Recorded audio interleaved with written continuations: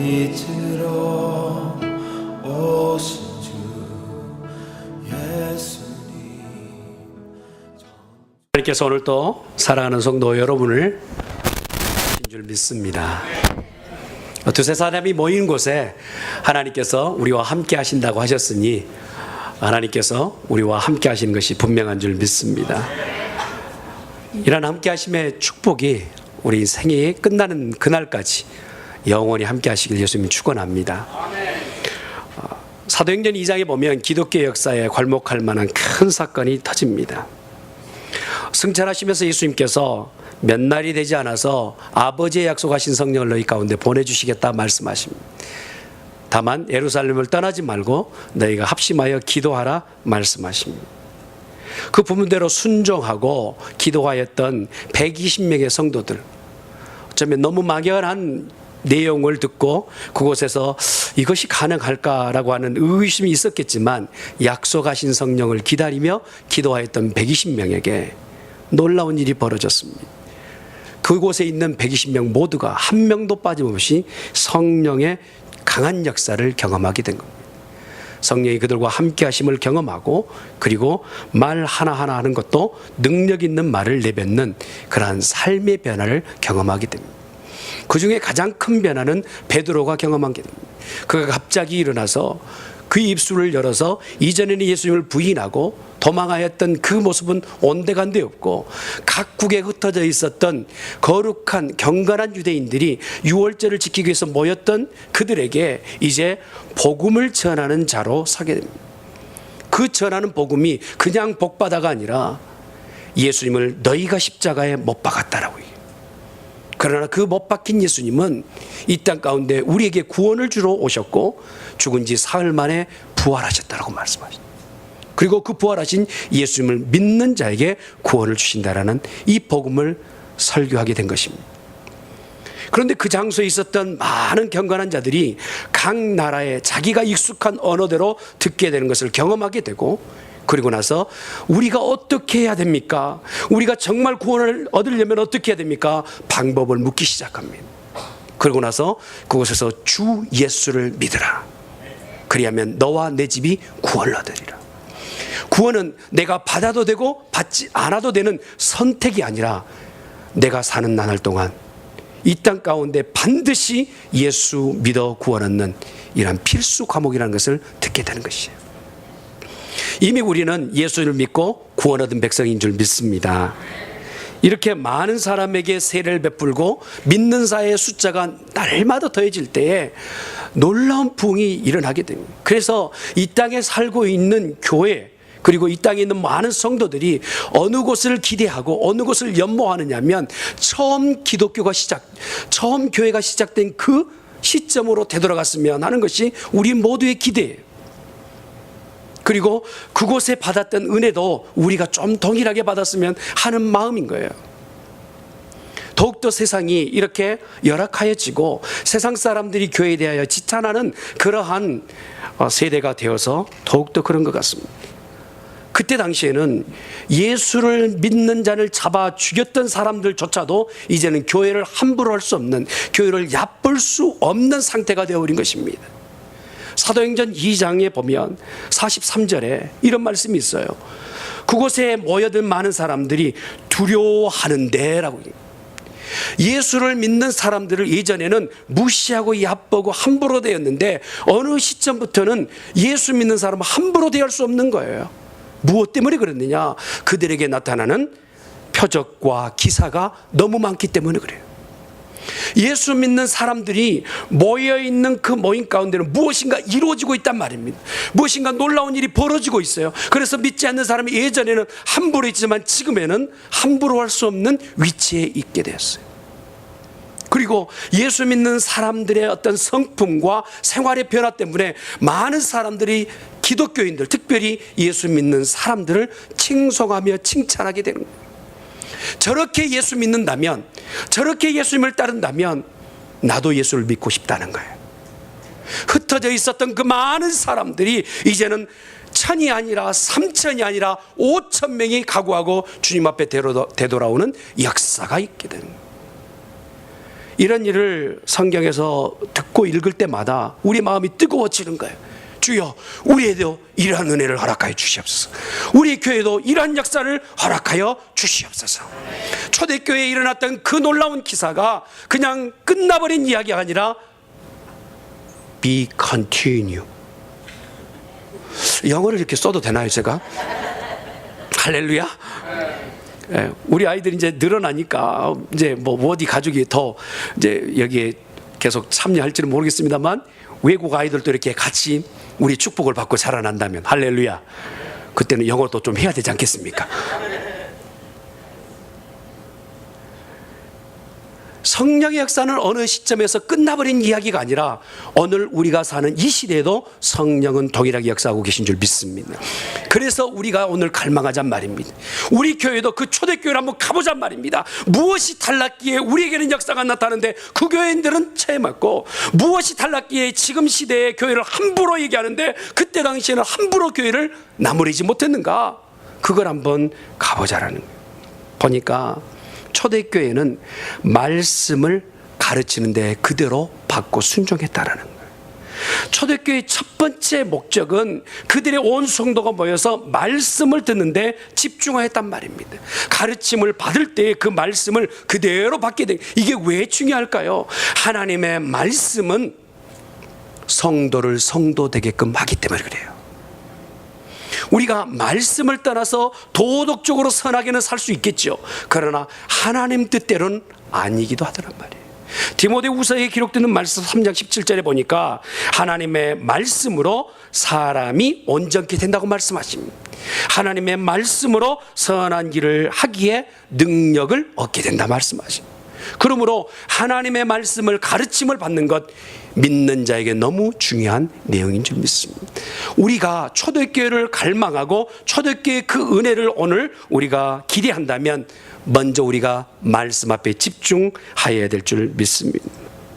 하나님의 말씀은 우리를 의로운 길로 옳은 길로 인도하기 때문에 그렇습니다. 말씀이 없이는요, 내가 잘못 가는지 깨달을 수가 없어요. 내 인생을 지금 잘 살고 있는지 분별할 수 있는 것은 오직 말씀이 내게 가르쳐 주셔야만이 가능한 줄 믿습니다. 제가요, 머리를 아무리 잘 빗고 나와도 그래도 어느 때 제가 예배 다 마치고 나서 거울 앞에 서잖아요. 후회할 때가 많아요. 마지막 재단에, 강단에 서기 전에 빛 한번 들고 거울 앞에 설 텐데 머리카락이 이렇게 삐죽 나올 때가 있단 말이에요. 내가 내 생각대로는 아무리 잘 가는 것 같아 보이지만 말씀의 거울 앞에 서지 않는 이상 우리는 올바로 갈 수 없다는 사실을 기억해야 합니다. 그러므로 말씀을 받을 때마다 아멘, 아멘 하는 성도가 되기를 예수님의 이름으로 축원합니다. 진정한 말씀을 사모할 때 그때부터 초대교회 역사는 우리를 통하여 나타나는 줄 믿습니다. 또한 초대교회는 기도하는데 열심히 했단 말입니다. 여러분, 예수님의 제자들을 아세요? 여러분이 예수님이 함께 기도하자 그랬더니 피곤한데요, 잠깐만 기도할 수 없니? 누워 자는 것이 제자들의 모습이었어요. 그러나 초대교회 뭐가 달라졌습니다. 그들이 시키지도 않았는데도 기도하는 일에 예전에는 전혀 힘쓰니라. 이제는 성경이 새로 바뀌어서 기도하는 일에 전념하였다는 말씀입니다. 우리가 믿는 자세로 살 때에 성도들의 어떤 모습들을 보면 이런 양태가 나타나요. 하다 안 되면 그때 기도하는 거예요. 당할 것 다 당하고 나서 주여 하고 나서 기도하기 시작해요. 우리의 삶의 방향이 바뀌어야 돼요. 시작하는 그 시점에서 기도하시길 바랍니다. 하나님이 도와주실 줄 믿습니다. 우리가 무엇인가 꿈꾸고 생각하고 계획하고 있다면 그 계획하고 꿈꾸는 일에 기도하는 성도가 되기를 예수님의 이름으로 축원합니다. 기도하지 아니하고는 우리의 삶의 변화 기대할 수 없기 때문에 그래요. 우리의 모든 삶은 성도의 모든 힘의 원천은 어디냐? 기도라는 거예요.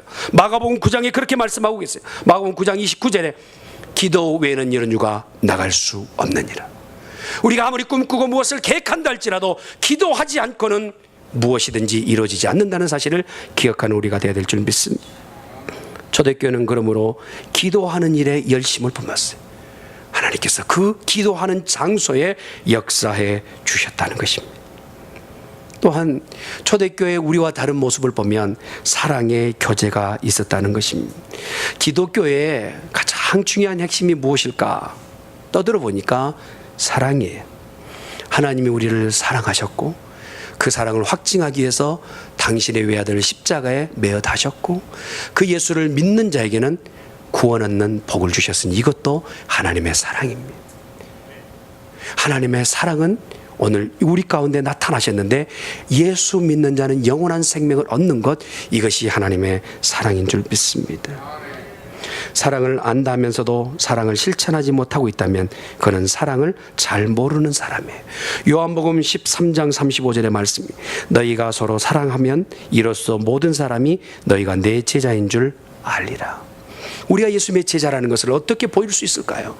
우리가 서로 사랑할 때 그 사랑의 모습을 통하여 이가 예수님의 제자인 것을 나타내 보인다는 거예요.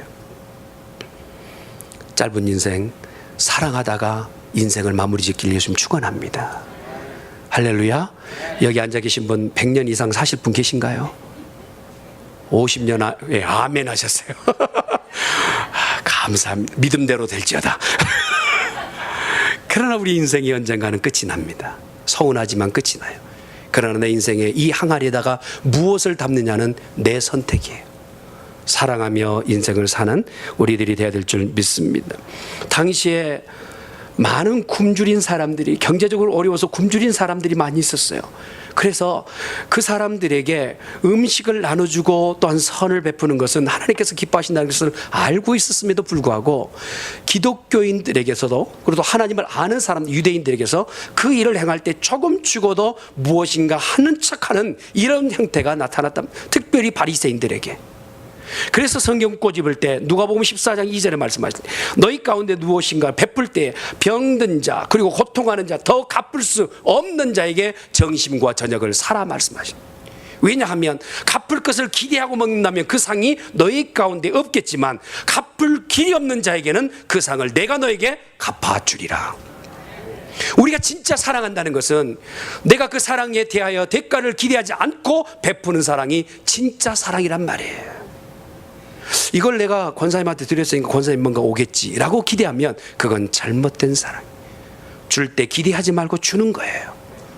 그러므로 여러분을 사랑합니다. 할렐루야. 원 없이 사랑하려고 그래요, 여러분을. 할렐루야. 여러분도 그래 주시길 바랍니다. 그렇게 초대교회 성도들의 모습이 그러한 모습으로 바뀌게 될 때 주위에 있는 많은 사람들이 보도 듣도 못했던 사랑이 교회에서 이루어진 것을 보고 많은 사람들이 칭송하기 시작한단 말이에요. 칭찬하기 시작. 야, 교회가 이래야 되지 않겠느냐는 거예요. 세상의 모든 교회가 썩어가고 있는데 이런 교회가 좀 있어야 되지 않겠느냐 말이에요. 교회의 지금의 문제가 무엇입니까? 너무 못 살아서 교회가 문제인가요? 아니요. 제가 봤을 때는 그것 아닌 것 같아요. 교회가 너무 넉넉해서 문제가 되고 있는 것 같아요. 너무 기름기 흐르고 있는 이 교회의 모습들을 보면서 오늘 저와 여러분이 가지고 있는 것을 푸는 자들이 되기를 예수님의 이름으로 축원합니다. 그것을 붙잡고 있는 것이 아니라 절대 못 나가 아니라 이제는 그것을 놓아 하나님의 영광을 나타내는 복 있는 성도가 되어야 될 줄 믿습니다.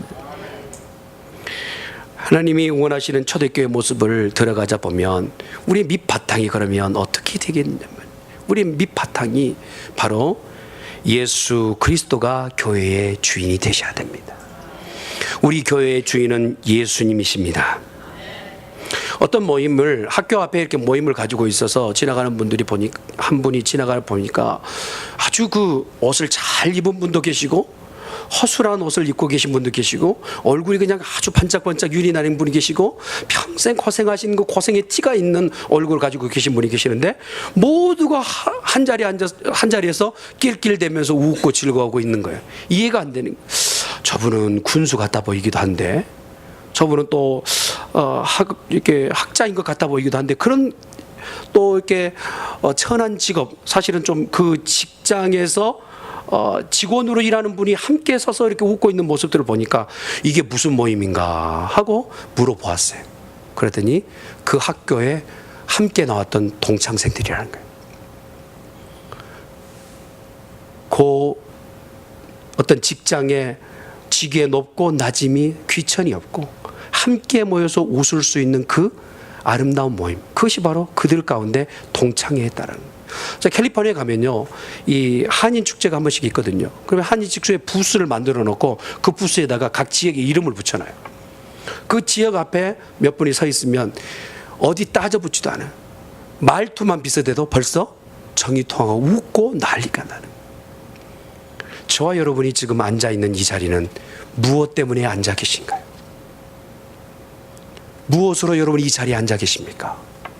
예수님으로 앉아 계신 거예요. 할렐루야. 예수 믿기 때문에 그 이유인 줄 믿습니다. 예수님께서 마태복음 16장 16절에 말씀, 내가 내 교회를 내 반석 위에 세우리라. 내가 내 교회를 반석 위에 세우리라 말씀하시는, 교회의 주인은 예수님이십니다. 이 교회는 바로 제1장로교회는 담임 목사의 몫이 아니고 이제껏 어떤 열심을 내셨던 어떤 한 개인의 몫이 아니라 이 교회는 예수님이 주인이 되셔야 되는 줄 믿습니다. 그러나 교회들의 문제가 무엇입니까? 내가 주인 되려고 하니까 그때부터 문제가 되는 거예요. 요한계시록의 라오디의 교회를 보세요.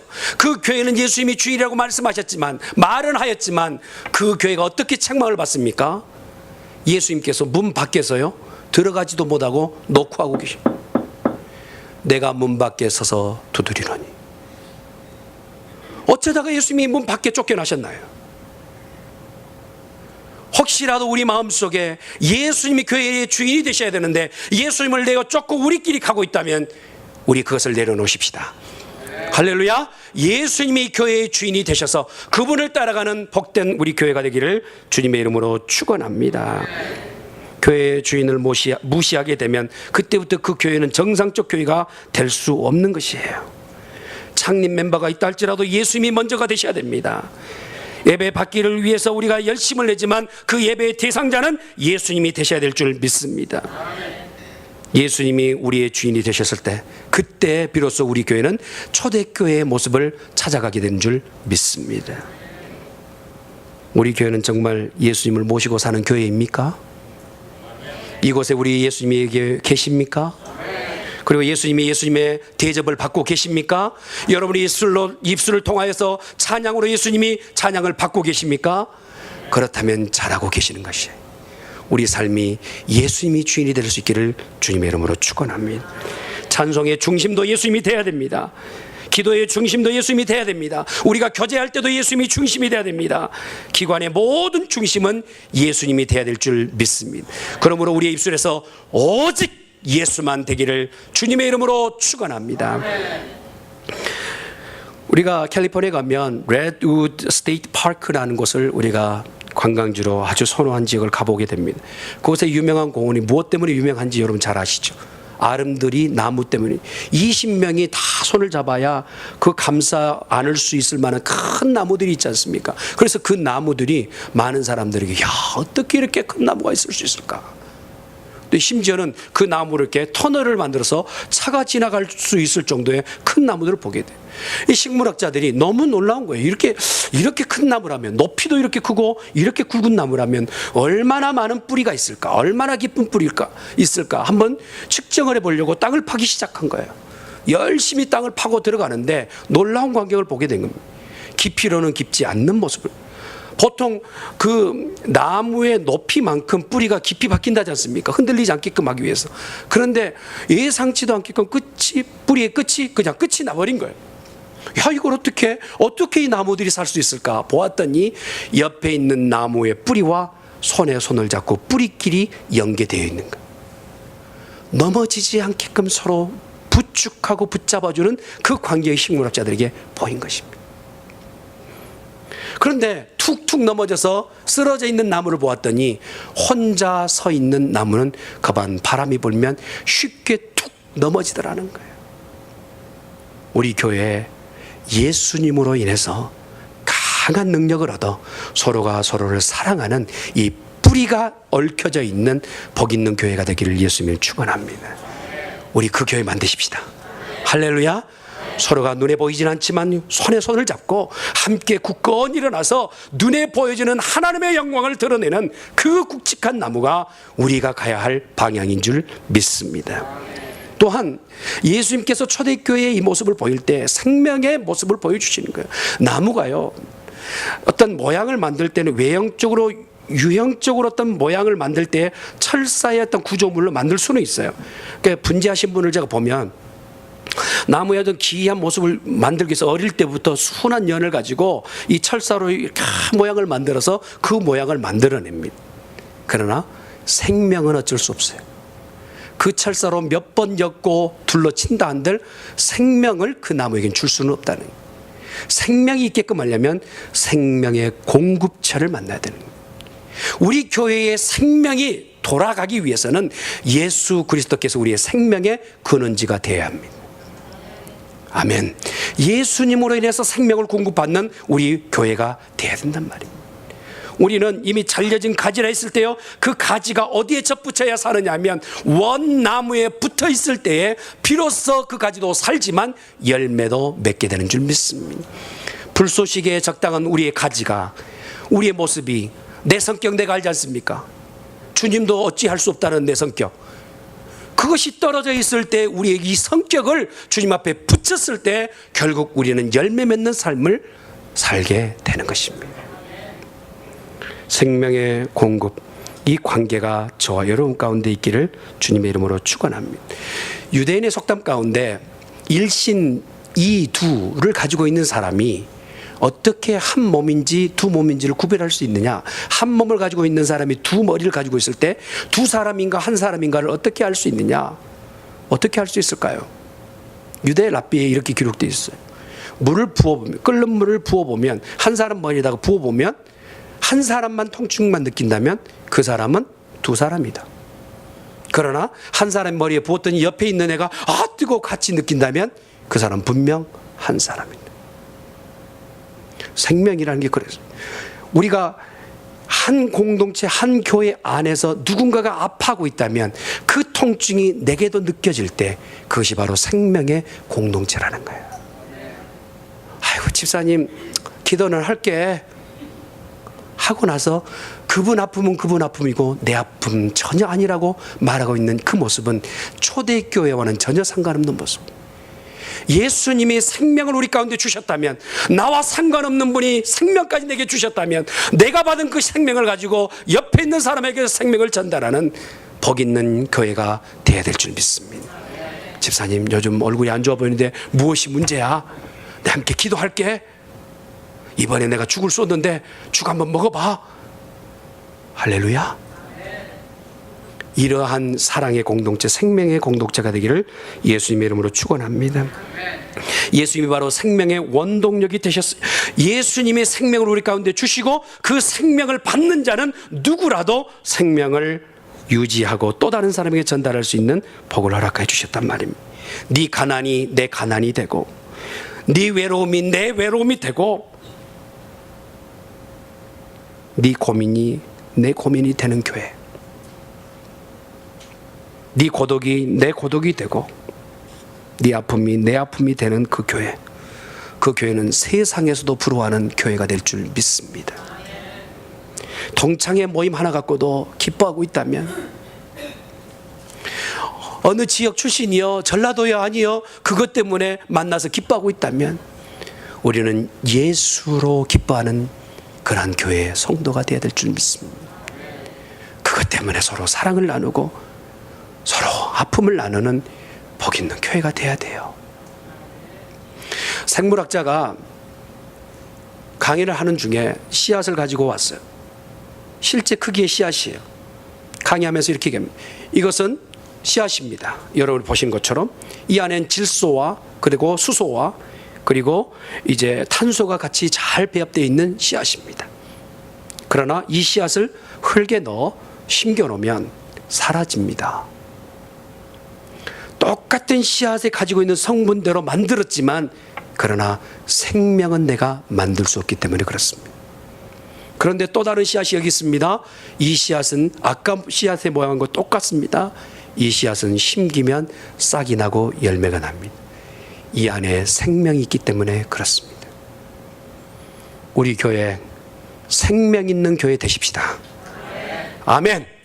모양은 교회인 듯해 보이지만 이 성전에 뜬마음 밟다가 가는 성도가 아니라 이제 우리에게 있는 이 생명이 더 많이 남겨지고 더 많은 사람에게 전달되어서 생명의 공동체가 되는 교회가 되기를 예수님의 이름으로 축원합니다. 그러할 때 우리 교회는 초대교회에 더 한 발짝 내디딜 줄 믿습니다. 어떻게 하면 이러한 놀라운 기적, 이러한 교회가 될 수 있을까요? 성경은 오늘 우리에게 말합니다. 기도하라 말씀하세요. 말씀을 가까이 하라 말씀하세요. 매번 이것을 강조하고 계세요. 왜 그렇게 말씀하실까요? 기도할 때 하나님께서 그 기도를 통하여 일하시기 때문에 그래요. 여러분, 하나님께서 복을 주시려고 해도 뭔가 건덕지가 있어야 복을 주지 않겠습니까? 비빌 언덕이 있어야 되지 않겠어요? 하나님께서도 우리에게 주시려고 준비하고 계시는데 무엇을 어떻게 하나님께서 요구하신 대로 그 길을 들어서야만이 그것이 축복의 길이 되지 않겠습니까? 잘못 가고 있는데 그것을 복을 주신다는 것 오히려 불에다가 기름 붓는 격이 되기 때문에 저와 여러분이 기도와 말씀에 전무하는 복 있는 성도가 되기를 예수님 이름으로 축원합니다. 이렇게 되면 정말로 우리에게 놀라운 일이 벌어집니까? 한 명만 등장시키겠습니다. 베드로가 그렇습니다. 베드로는 사실 무식한 사람이에요. 섬 출신입니다. 저처럼 신학에 대해서 전혀 모르는 사람이고, 그가 가지고 있는 것은 성질급한 것으로 어느 때 예수님에게는 잘 맞는 답을 말하기도 했지만 잘못된 말을 말하기도 했어요. 그래서 그의 인생이 그냥 이리저리 흔들리는 그러한 믿음을 가지고 있어서 그의 최고제의 믿음의 칼라는 예수님을 부인하는 데 나타났어요. 그런데 성령을 경험하고 그의 삶이 완전히 바뀌었는데 어떻게 바뀝니까? 인격이 바뀌었어요. 할렐루야. 한번 따라합시다. 내 성질 하나님께서 고치실 수 있다. 할렐루야. 어떤 교회 성도님 그러더라고요. 목사님, 제 성질은 하나님도 못 고쳐요. 베드로를 보니까 하나님께서 고치시더라고요. 고쳐서 쓰세요. 하나님이 불편하시거든요. 여러분, 하나님 앞에 내놓을 때 주께 모든 것을 내놓으시기를 바랍니다. 그러면 주님께서 우리를 사용하실 줄 믿습니다. 일을 때 그냥 만드신 것이 아니라 성령이 강하게 역사하셔서 그를 만들어 가시더라는 거예요. 말씀과 기도에 전무하다 보면 성령이 우리 가운데 임하시게 되고 성령의 능력을 통하여 우리의 속사람부터 바뀌게 되는 거예요. 말이 바뀌고 성품이 바뀌고 행동이 바뀌게 되더라는 거예요. 그러므로 이런 역사를 통해서 초대교회가 경험했던 것을 우리가 경험할 수 있기를 바랍니다. 성령이 우리 가운데 임하시면, 기도와 말씀을 통해 성령이 우리 가운데 임하시면 예전에 보이지 않는 것이 보게 되는 거예요. 교회에 무엇이 지금 허술한지를 보이게 되고 성도의 아픔이 무엇인지를 보게 되고, 그리고 헐벗은 것이 무엇이며 굶주린 것이 무엇인지를 보게 되는 거예요. 그때부터 그 헐벗은 사람에게 가까이 가서 내 것 있는 것을 벗어서라도 주는 역사가 있게 되는 거예요. 이것이 바로 초대교회의 통용화였다는 거예요. 가지고 있는 것은 많지 않지만 서로 나누는 역사가 교회 가운데 있게 되었단 말이에요. 할렐루야. 우리 교회가 그러한 교회 될 수 있기를 예수님의 이름으로 축원합니다. 남의 가난이 내 가난이 되고, 남의 헐벗음이 내 헐벗음이 되고, 남의 굶주림이 내 굶주림이 되는 듯 그렇게 삶을 쪼개어 나누다 보면 많은 사람들이 칭송을 하게 되고, 그 교회라면 나도 가고 싶다라고 하는 칭찬을 받는 교회가 될 줄 믿습니다. 맨날 소문이 찌그덕찌그덕해서 싸우고 갈라지고 나눠지고 꼴보기 싫어서 나간다라고 하는 그런 교회의 모습을 벗고, 이제는 서로의 아픔을 감싸고 그의 아픔을 채워주려고 하는 이 모습이 있을 때 우리 교회는 완전히 변하게 될 줄 믿습니다. 그렇게 가잔 말입니다. 식사하실 때도 아는 분들만 앉아서 먹지 말고 이제는 서로 안 만나서 서로 얼굴을 못했던 분들도 같이 앉아서 식사하는 이러한 여유가 여러분 가운데 있기를 바랍니다.